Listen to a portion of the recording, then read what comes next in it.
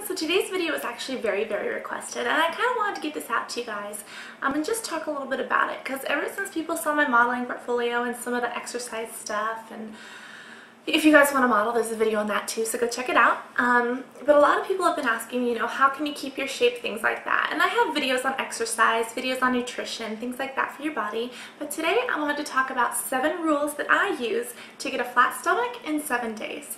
And let's have tummy talk here. I'm not saying that no matter what weight you are, if you do this, your stomach will be flat, like your belly.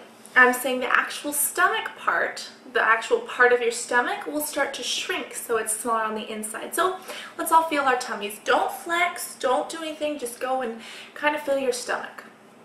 Feels kind of gushy, huh? Feels kind of like, I don't know, pudding or your cat's belly, you know? It feels just kind of like wiggly jiggly. Now, what I want you to do is flex. Make like a washboard ab and kind of touch. You can't go in all the way, can you?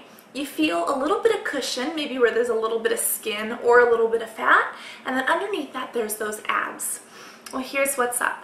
This 7 Rules to a Skinny Stomach is going to make everything underneath those abs, after you feel that wall, everything underneath that is going to be skinny. So if you only have a little bit of skin or a little bit of fat on top of your stomach, then this will make your stomach completely flat. Now, if you do have a little bit more fat or a little bit more skin on top of these abs, what we're doing is shrinking what's underneath the abs.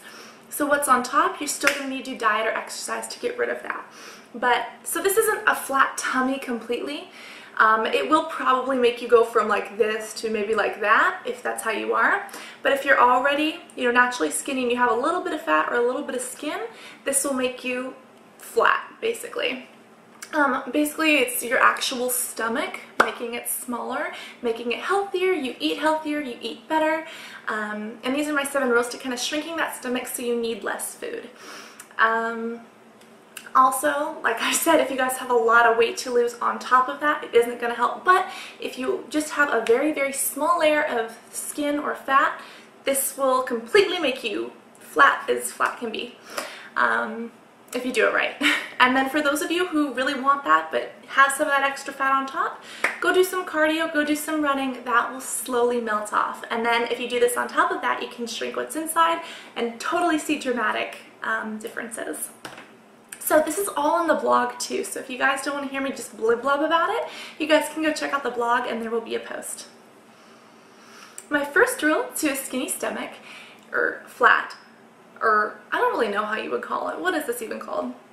Rule number 1 is to drink water before and after every meal. We all know how important water is for our skin. We all know how important water is for hydration and to feel good and you know, cleansing toxins and all these good things, but water also helps fill you up. And when you eat good foods, when you eat the right foods, water will combine with those foods and almost expand in your stomach and make you feel so full. So in order to eat less and lose weight and, you know, compact your stomach, drink water before every meal. So let's say your stomach is this big. You drink this much of water, you can only fill about this much up with food.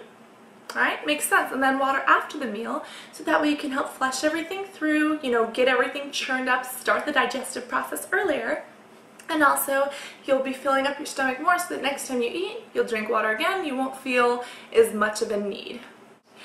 Rule number 2 is kind of self-explanatory, but it's to do ab exercises every day. And I'm sure you guys saw my video, I don't know if I posted it yet, on exercise. But if I actually have not posted it, I'm going to post it. This exercise video basically takes you through kind of my exercise routine, things that I do. And something that I always do, whether I'm running, whether I'm doing yoga, whatever I do that day, I always do abs on top of it. And what that does is really help me build a structured core. And I recommend you guys do ab exercises a day, all day long. Pick a time either in the morning or in the evening and try to get about 100 or 300, somewhere between there, really good quality ab exercises, whether they're crunches, whether they're bicycles, whether they're leg lifts, and I use ankle weights. You guys can or cannot, depending on what you do. But if you can't do that many, start with 10, start with 50, start with 5. Doing 5 once a day is better than doing none every day. And slowly you guys can build up and build up. And why are abs so important? Well, when we flex, that's what we feel, you know? And the tighter that is, the stronger that is, the more it's going to hold the food in. So let's say right now we don't have abs and we eat this huge meal. It's all just going to poke out in our stomach. Now if we have these abs, right? Even if we're not flexing, if they're just there and we have them built up really strong, if we eat a huge meal, it might just be a slight indent because these abs are so tight that they're contracting and pulling everything. The third rule for a skinny stomach is not to eat like 3 or 4 hours before bedtime. If I go to bed at 12, I try not to eat after about 7 or 8. And this is actually very, very interesting. Reason why is because when you sleep, your body does not need calories. Your body is focusing on burning off the calories from the day, digesting the food that's already in you, repairing itself, getting good quality sleep. If you eat before bed, your sleep will not only be, kind of rendered and not as good, but when you sleep, you're not burning calories. Your body is going to turn that food that you ate just before bed into glycogen that's stored in your liver and eventually stored as fat. Now, if you avoid food before bed and maybe before bed just have non-caffeinated tea or something like that, and I actually have a video on falling asleep quicker, but if you have, no food before bed, your body is not going to be trying to store excess fat so that when you're sleeping, your body is not gaining weight, but it's maybe even losing weight because when you're sleeping, you're still burning calories. So instead of adding calories to yourself while you're asleep, you're almost taking them away, if that makes sense. Because when we sleep, we're hardly burning any calories. If we eat right before we sleep, it just goes all to our fat. Now, if we don't eat before we sleep, we're peaceful, and we're just not gaining, basically. Also, you'll have better sleep, and everyone knows that better sleep means better health and better weight. My fourth tip is actually kind of interesting, and it's wear tight clothes. And I'm not saying tight pants, because if you wear tight pants, it constricts your stomach. It's like, let's say here's your body, here's your stomach. Tight pants are going to pull it like this, and the food won't be able to go down and digest, so don't do that. But if you wear tighter clothes, you're going to be a little bit more aware of your body. For instance, if I wear a loose shirt, I don't have to worry about anything, I just kind of hang out. But if I'm wearing a tighter shirt, I make a conscious effort almost to suck it in a little bit. And that sucking it in is perfect because not only does it make us appear thinner, but it actually builds our abs. It's like working out all day long without even trying. So the tighter your clothes are, the more conscious you're going to be about your body. And that'll also program your body. If you wear loose clothes, your body thinks, maybe I should gain weight to fill these clothes out. If you wear tighter clothes, your body says, we're not fitting in this too well. Your body says, maybe we should try to burn a few more calories. Sorry, my camera totally just died out again. This is the best camera I've ever had, but I don't charge the battery all the time, so it's really poopy. But at least that's what I do, and it works for me. Also, avoid sugars and wheats and whites, and even whole grains for me.